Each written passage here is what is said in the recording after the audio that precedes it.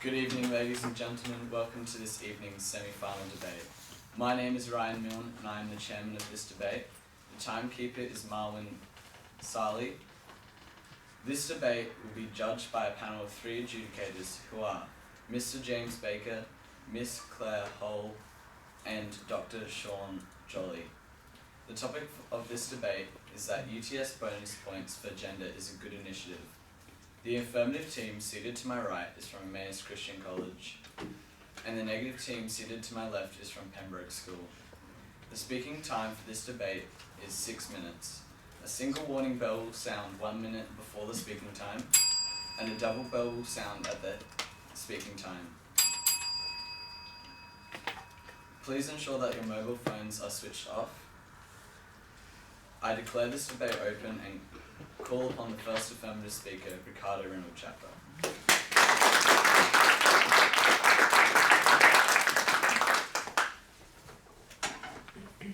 Good afternoon, Mr. Chairman, ladies and gentlemen. The topic for our debate tonight is that UTS bonus points for gender is a good initiative. We define the topic as that the extra 10 adjustment points which the University of Technology Sydney will add to a female's ATAR score when they apply for undergraduate degrees in the Faculty of Engineering, IT, or construction degrees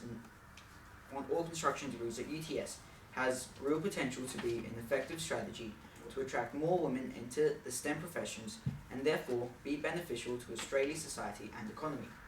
For ease of reference, our team will refer to the bonus points and professions as the STEM degrees or professions. We, the affirmative team, believes that this statement is true.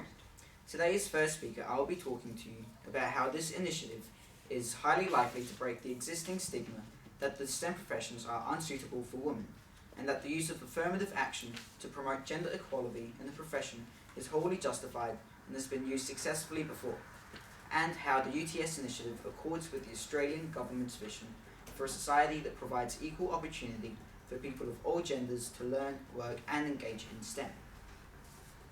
Our second speaker will be talking to you about how the UTS initiative is important for Australia's future STEM-based economy and how other more traditional initiatives to attract women into STEM have failed. Our third speaker will rebut and sum up the team case. My first point is that the UTS initiative is highly likely to break the male-dominated image of the STEM professions. The Guardian newspaper reports that the university expects the score adjustment will increase female study offers to about 20%. This initial boost to student numbers in STEM will lead to a snowball effect on the future number of females choosing to enter STEM professions because of role modelling. A review of academic literature by the Career Development Association of Australia concludes that role models can be an effective way to generate awareness, interest and a desire to change. A positive example set by one female family member, a friend or even a stranger can create a domino effect in the community. As Elizabeth Skidmore, a business representative and organizer in the construction industry states, for more women to get into these fields, they need to see more women doing the work. Further proof of the power of role modeling for women in STEM comes from a study conducted by the US-based Gina Davis Institute on Gender in the Media, which found that nearly 2/3 of women in the STEM field today say that the X-Files protagonist Dana Scully served as their personal role model in excelling in a male-dominated profession.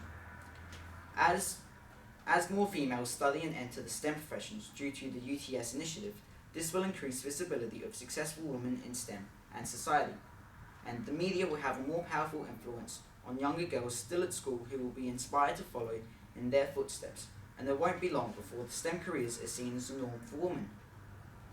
My second point is that the use of affirmative action or positive discrimination by UTS to address gender inequality in the profession is not only justified, but has a successful track record. The UTS has received approval for their initiative from the New South Wales Anti-Discrimination Board, which means their initiative is lawful.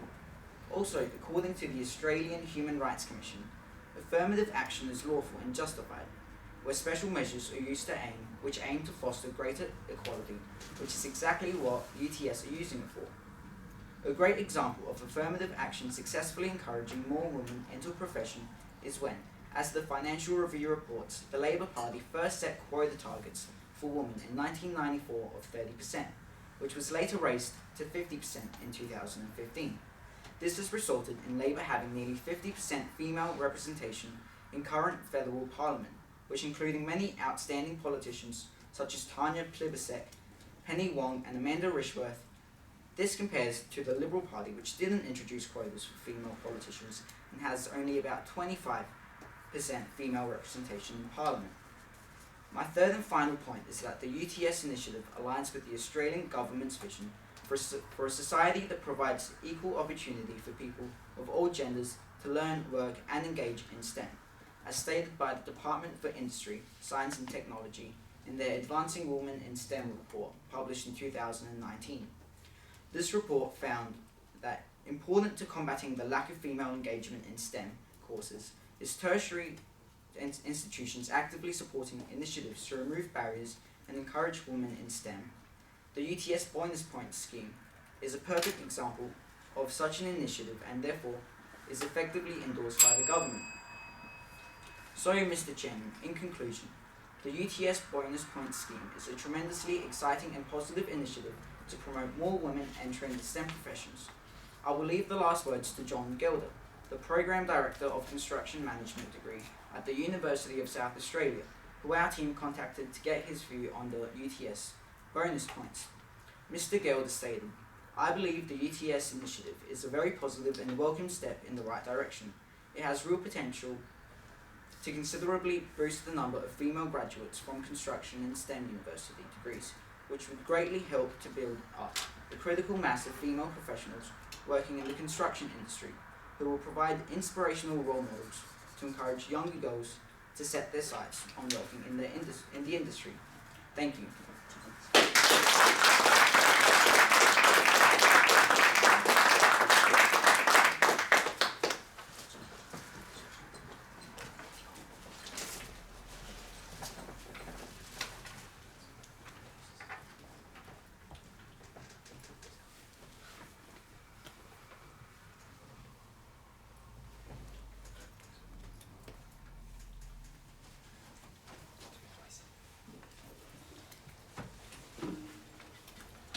I call upon the first negative speaker, Thomas Tan.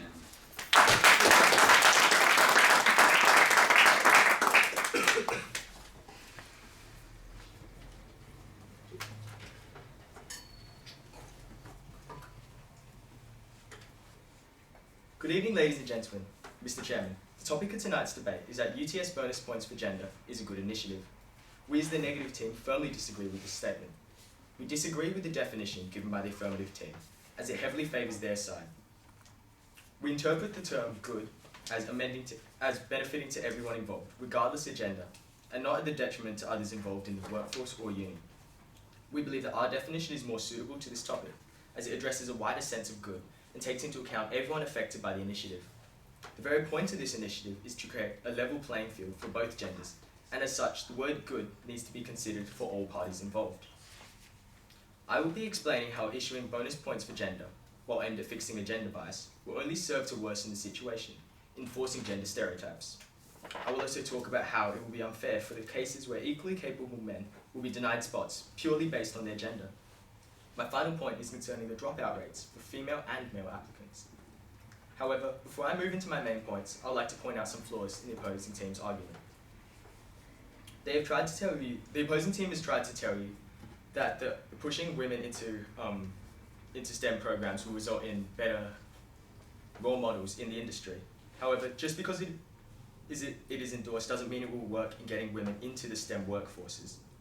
As I will elaborate upon later in my speech, it will push them into the incredibly high dropout of up to 50% in engineering courses, according to Engineering Australia. But it is unlikely to increase their chances of completing and flourishing in them, as the other barriers to women in STEM, such as gender-based discrimination, bullying, harassment, and gendered expectations, are not addressed. Now, onto my first point. Gender stereotypes are undeniably present in today's society and begin right from birth. Blue clothes for boys, pink for girls. All throughout childhood there are gender stereotypes, whether being in the clothes they wear or the toys they play with. The bias in STEM courses is no different. In a paper studying gender bias in STEM, Sarah Rugemer stated that there is a general conception that women are less capable in STEM than men. Whilst we don't agree with this statement whatsoever, they are present. By issuing bonus points to help women get into the final selection for STEM-based courses, it only serves to reinforce and promote these unfair gender stereotypes. The additional bonus points also undermine the efforts of women who have already achieved a good ATAR to get in. It creates a false impression for all the women in the course that they only got in because of the bonus points. The bonus points also create another problem, arguably worse than the one they are aiming to fix. It aims to solve an imbalance in the gender of students applying for STEM. However, it will push out and even deny male applicant spots, who in terms of ATAR equally deserve a spot. This new initiative can even bar higher achieving males, in terms of ATAR, from gaining a spot in the course. Say for example, a female got the baseline entry score of 69, whilst a male applicant received a score of 75.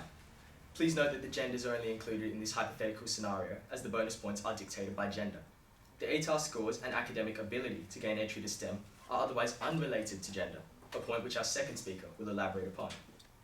In this case, the bonus points would give the female applicant a higher chance of getting in than the male applicant, even though they received a lower ATAR. It is almost inevitable that out of the selection pool, some males, even though they earned ATAR scores equal to or higher than the females, will be denied spots purely based on their gender, which is not only unfair but illogical. My final point is concerning the retention rates of women in the engineering workforce. Retention rates refer to the percentage of people who remain in a profession over a period of time. Engineers Australia released a paper concerning women in STEM, and in it, they detailed the retention rates of both men and women in engineering. Women had a significantly lower retention rate than men, with over 20% lower rates than men. In a study by Seek Employer, one of the main reasons that people leave their jobs is due to uninterest in their work. Adding these bonus points will only serve to attract more people into the profession who would be arguably less interested in it, which will only worsen this statistic. As our second speaker will explain, ATARs are not the restraining factor which holds women out of engineering, but simply their application and interest in the courses. UTS told Business Insider Australia in an email that in order to be eligible for the adjustment points, female applicants must achieve a minimum ATAR of 69, which is not including any other adjustment factors. On the UTS website, entry-level ATAR scores are there for a reason, and an indicator of the difficulty of the course, and if the student will be academically able to complete it. Engineering already has one of the highest dropout rates in Australia. With as stated by College Transitions, 60% of engineering students drop out or change course, 40% of those in the first year alone. The primary reason for these dropouts is attributed to, quote, students' unpreparedness for the high levels of vigour. ATARs provide universities with an idea of how well a student will cope with a course, and allowing students with lower ATAR scores than recommended into a course with an already established high difficulty level is a recipe for disaster. In conclusion, ladies and gentlemen, Mr. Chairman, granting bonus points for gender is not a good initiative. It places less prepared and potentially less motivated students into an already challenging course. Not only this, it disadvantages male students who have an equal right to gain entry to the course and patronises women, enforcing unfair gender stereotypes. Thank you.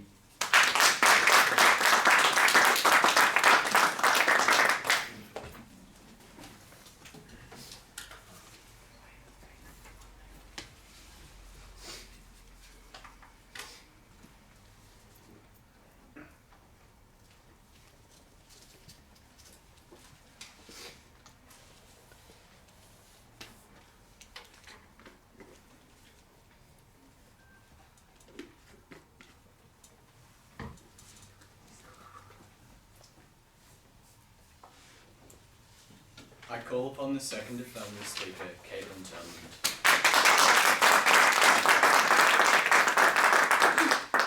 Good evening, Mr. Chairman, ladies and gentlemen.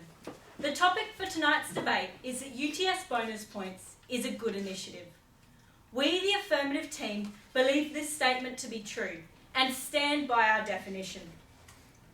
The first negative speaker has tried to tell you that increasing the bonus points on women will increase the retention rates of the engineering courses. However, they have assumed that people who get a lesser ATAR are people who are less interested in the course. This is a false assumption. And just because someone gets a lower ATAR doesn't mean they like the subject less. Also, the lower retention rate may also be because of discrimination and because of maternity leave. We, the affirmative team, believe this initiative will make the discrimination go down as more women are entering into these courses. They have also stated that adjustment points will make the women feel more stereotyped, that they are less able. However, adjustment points are not always for disadvantage. According to the UTS website, adjustment points are sometimes added because someone does well in a particular subject or for elite athletes and performers. Instead of making them feel less good about their ATAR, it should make them feel better because it shows that they are paying special attention to get them into STEM and that they are wanted in STEM. They also said that the fact that they may face bullying and stereotypes is not addressed once they are in the university. However, UTS has a first-year buddy program and a one-to-one mentoring program between professionals and students for the purpose of tackling this issue. The first negative speaker also told you that this initiative was discriminatory to men and it would bar them from entering these courses. However, we are talking about one university in the whole of Australia for a 10-year period. They got permission from the New South Wales Anti-Discrimination Board, and it will have benefits for the STEM industry. There is now a gender imbalance, and it will benefit men to have more women in the industry, as it will increase the gender diversity and therefore productivity of the industry, which I will explain later. If the men are really negatively affected by the competition, there are many other universities they can attend. Our first speaker has already stated that the scheme will break the stereotype and make it less daunting for women to enter these fields, that it is a justified and successful initiative that aligns with the Australian Government's vision for a gender-equal STEM environment. I will discuss 2 points. My first point is that because STEM is a growing and important sector, it is necessary to increase the number of female graduates in the industry. Technology and engineering are essential for the advancement of the human race in the current fourth industrial revolution. The Department of Jobs and Small Business predicts that the STEM-related industries will grow by 10.8%, almost double the amount for all industries by 2023. However, according to the University of New South Wales, Australian engineering graduates can only fill 1/3 of the positions needed. The UTS bonus points will help to break the stereotype that these are male-dominated jobs and will encourage more women, who, after all, make up half the population, to pursue these careers, thus increasing the number of much-needed graduates in STEM-related professions. Females also have a unique skill set they can bring to the STEM industry. Currently, only 17% of students enrolled in courses in the Faculty of Engineering and Information Technology at UTS are women. According to the McKinsey report Delivering Through Diversity, businesses in the top quartile for gender diversity are 15% more likely to make above the average amount of money than businesses in the bottom quartile. According to the Good Universities Guide, a civil engineer requires skills such as identifying, analysing and solving problems, along with strong communication skills. A study facilitated by the National Academy of Sciences in the US showed that generally while men's brains are more factual and structured, taking a more practical approach to problem solving, women's brains are more analytical and intuitive, showing that males and females offer equally important but different skills in a workplace that should be combined to achieve best results. UTS's initiative will increase the number of women in the STEM industry, so increasing the productivity of these industries. My second point is that the UTS initiative is different to most other previous failed initiatives to encourage female students to enter the fields of engineering, IT and construction. Only 16% of STEM graduates and 27% of the total STEM workforce are women.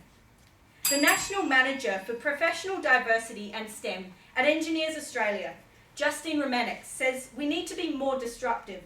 What we have been doing is not working. The need for more women in STEM has been highlighted through advertising. But the UTS bonus points for gender is different because it bridges the gap between the need and bringing them into the courses. It increases the wider academic net for females who, by applying to these courses, show they are already interested in STEM career. Oh, okay.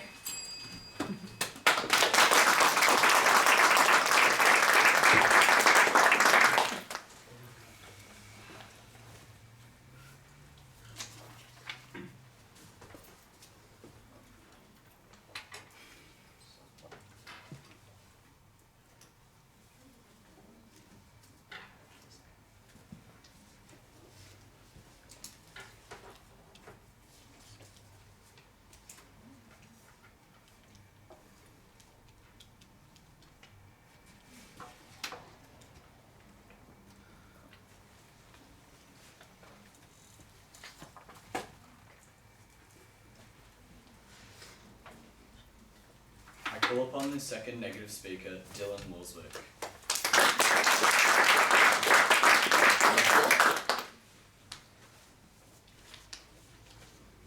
Good evening, ladies, gentlemen, timekeeper and chairman. The topic for tonight's debate is that UTS bonus points for gender is a good initiative, and we, the negative team, believe this statement to be false. The opposition has disagreed with our definition. Our definition is more reliable as it defines the topic a good initiative in this context of the debate according to the article. This extends to people who benefit holistically for all people in the course, not just people of Australia and other things. Their first speaker stated that it will break the stigma surrounding females studying engineering. This is false, as they have provided no evidence that this will bring income and jobs, which is the true essence of this. This is worsened by the high dropout rate of over 50% that will not bring about change. This is a hasty generalisation, as it will not cause jobs, as I'll later elaborate. They also said that this will accord with the Australian government policy. This is false, as this will not bring about the change that they intend. True employment is far better achieved from the top down, through employment, not a random university program. Their second stated that it will fix the failures of other programs. This is false, as if so many measures have failed to help them that tackle this holistically, what will a program targeting the wrong issue, as I'll later elaborate on, do? They finally stated that this will better the economy.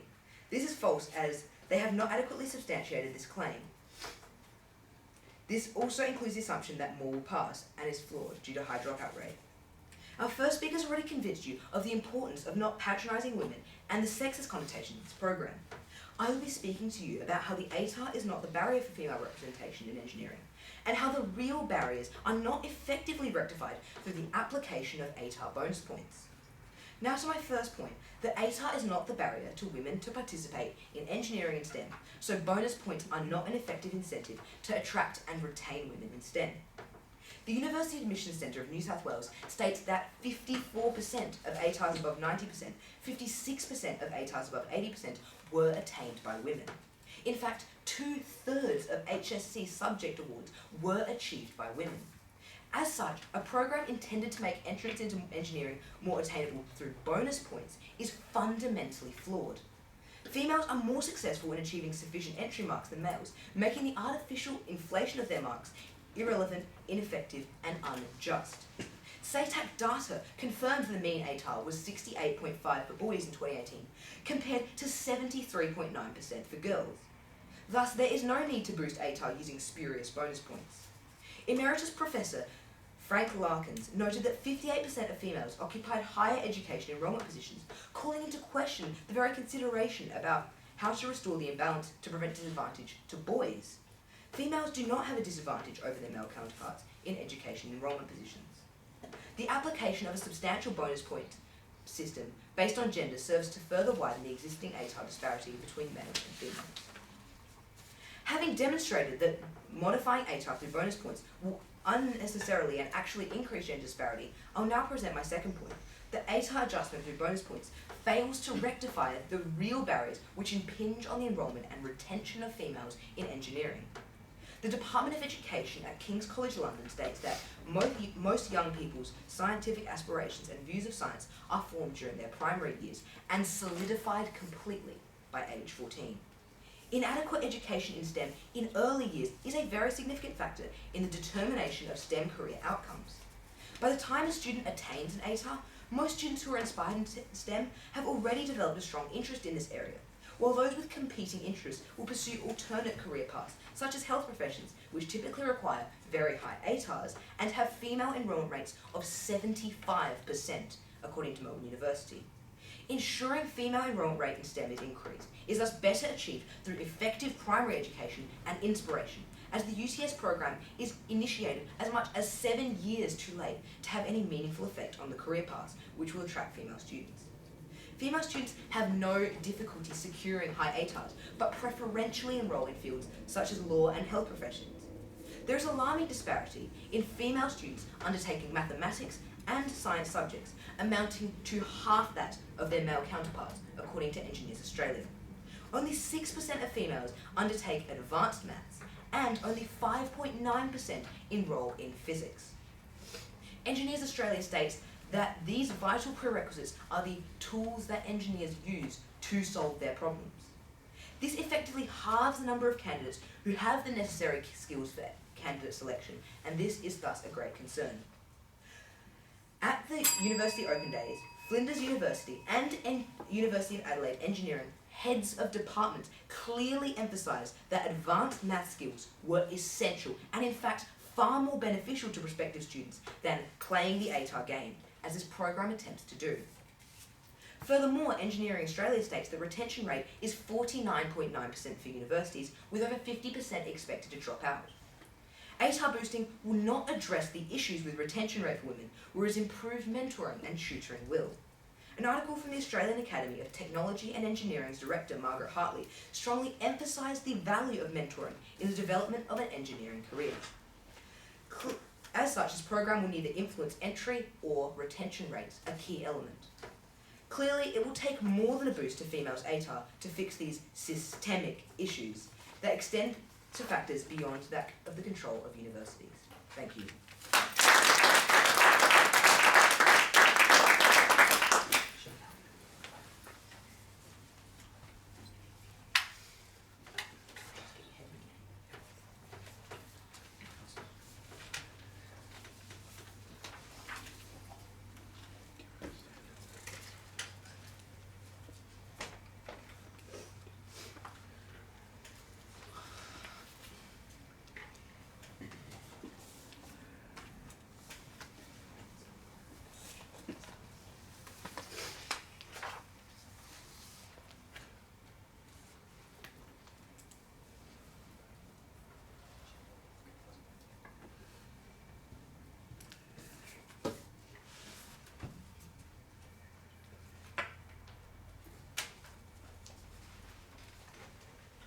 I call upon the third affirmative speaker, Cameron Collins.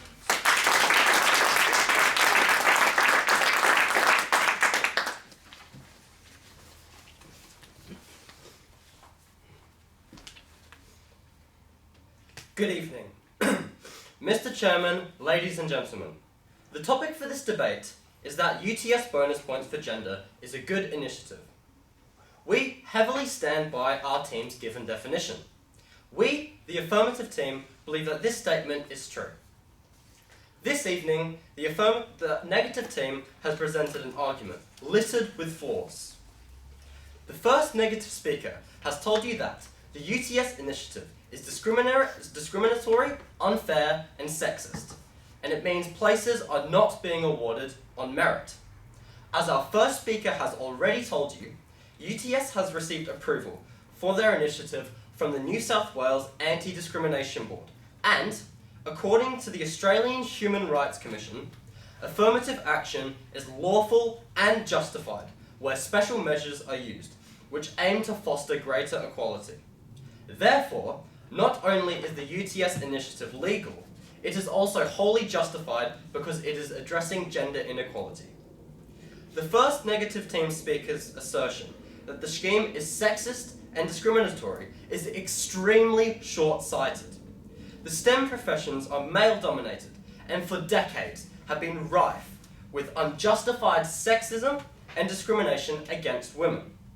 If anything, therefore, the UTS initiative will contribute to eradicating the STEM professions of sexism, inequality, and discrimination by attracting more women into the profession. Furthermore, as our first speaker also explained, positive discrimination to achieve gender equality has a proven record of success. He told you about the Labour Party's initiative in introducing quotas for female politicians, which has resulted in around half of all Labour MPs in the current Parliament being female.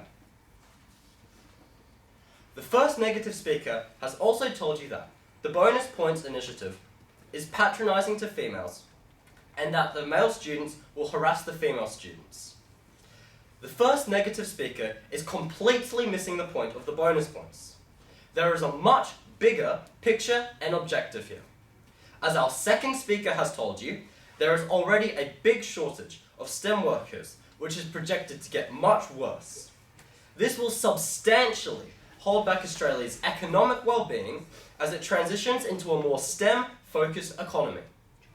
Considering what is at stake for our economy, any arguments as to what any male students might think and say seems extremely petty and insignificant. In any case, which students have received bonus points will be confidential. Furthermore, the first negative speaker is making a huge prejudiced assumption that the male students will look down on their fellow female students. We may just as well assume that the male students will be happy to study alongside and accepting of female students. The first negative speaker has also told you that the UTS bonus points initiative is discriminatory to men and will bar them and can potentially bar them from getting into the course. They got permission from the New South Wales Anti-Discrimination Board. It is only a 10-year scheme for one university and it will have many benefits for the industry. There is a gender imbalance. It will benefit men in the industry because of the diversity of thought. If men are really negatively affected by the competition, there are many other universities they can attend. The second negative speaker has told you that the problem is not the ATAR score, it's the low level of female high school students studying the prerequisite subjects, such as advanced maths. The initial boost of more women in the STEM professions anticipated from the UTS initiative will increase the visibility of female STEM professionals, and they will act as role models for younger girls right through from reception to year 12. As our first speaker has told you, if a young girl knows that their mum, auntie, or big sister has gone into a STEM profession, they are far more likely to be inspired to follow a career in that field. That will encourage them to study a STEM degree and enter into the profession, and to choose the prerequisite subjects in year 12. At the moment, it is all about bridging the gap. That is getting enough female students into STEM in the first place, so that there will be a pool of role models. That is why giving 10 bonus ATAR points is a great idea.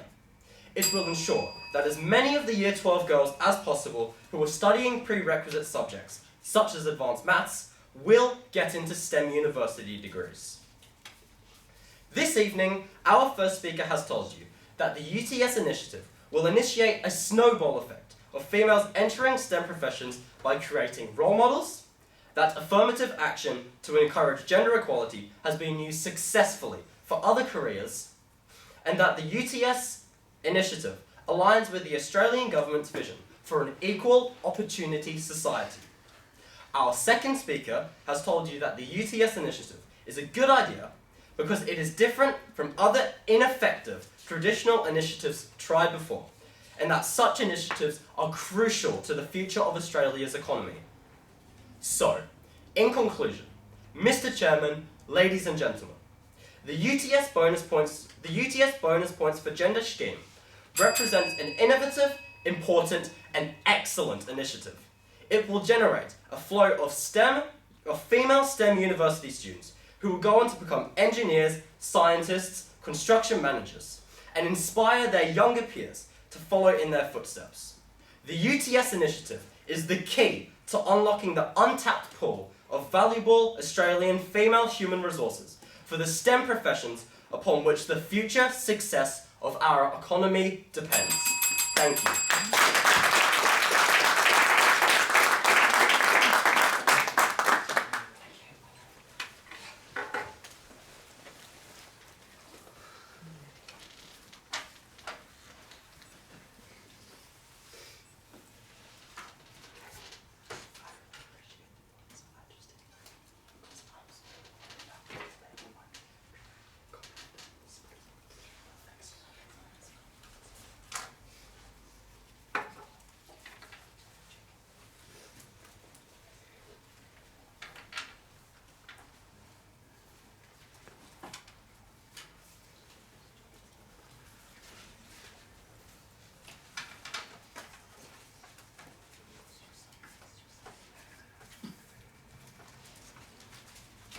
I call upon the third negative speaker, Jasper Dew.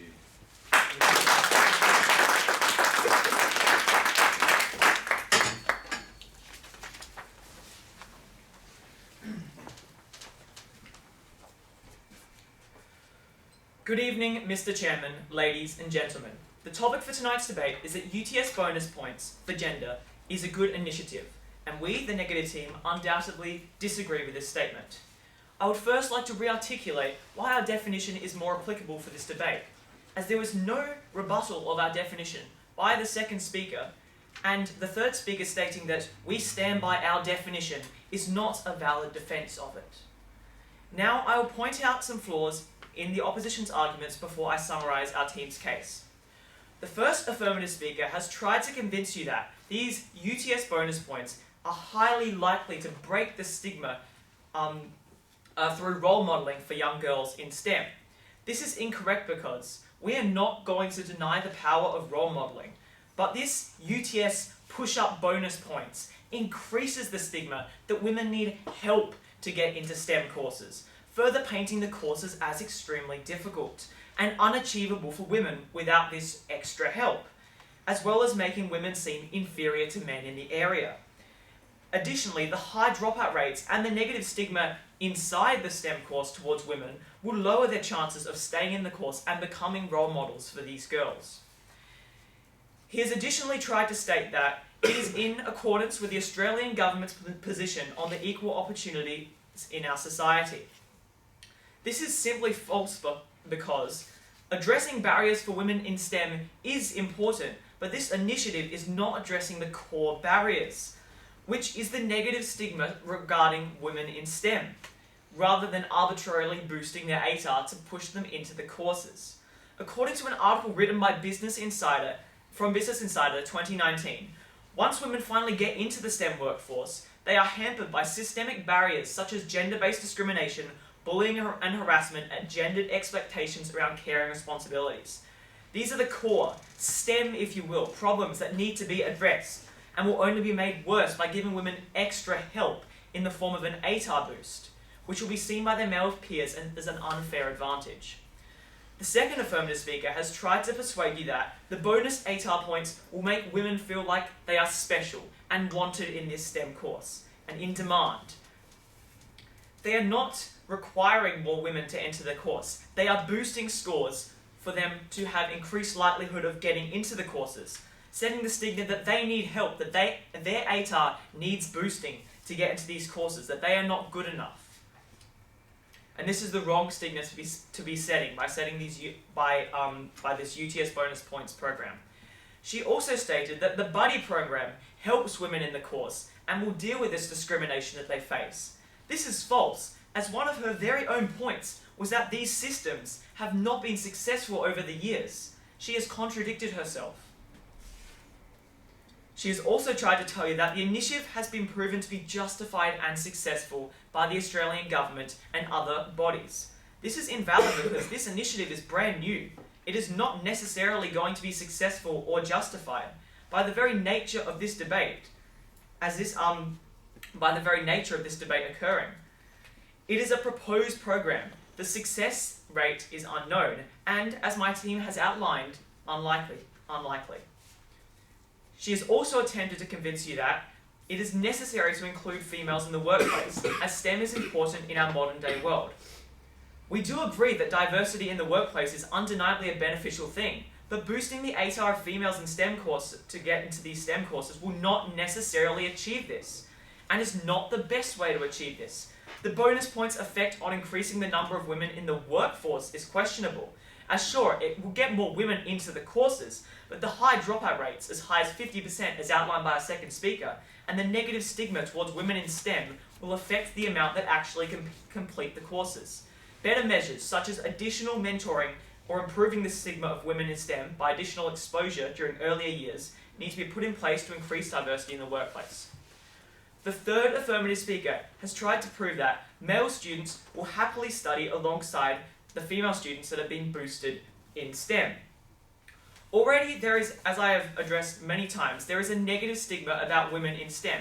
And a quote from Ruth Clark, who studied engineering at UTS, as a result of this, stated, "At university, I concluded my studies with high grades for which I worked hard. Some of my fellow students, male, told me I only got good marks because lecturers gave me some sort of gender-based preferential treatment due to the extra programs, mentoring, and assistance that the Women in STEM UTS program provides." He also stated that which students will receive points will be confidential. This is wrong because all the students that will receive points are female. It won't be confidential, and it will also lump in the female students who did not have to receive points because their ATARs were already high enough with the ones that did receive points, further painting all of them as needing help to get into this course. Our first speaker has already articulated the contemporary and unfair gender stereotypes regarding women in today's society, and how giving females a leg up into STEM courses with these bonus points will only strengthen the stigma that women are less capable than men. He also discussed the retention rate of women in STEM courses and how bumping up women with unadjusted ATARs lower than the average accepted into the courses will only decrease retention rates and further push the negative stigma of women in STEM. Our second speaker elaborated on how the ATAR is not what is stopping women from getting into these STEM subjects, but rather their interests and their limited exposure to STEM in their early schooling and lives. He also discussed how the core issues are not addressed in this UTS bonus points scheme. In conclusion, we unquestionably believe that UTS bonus points for gender is not a good initiative. Thank you very much.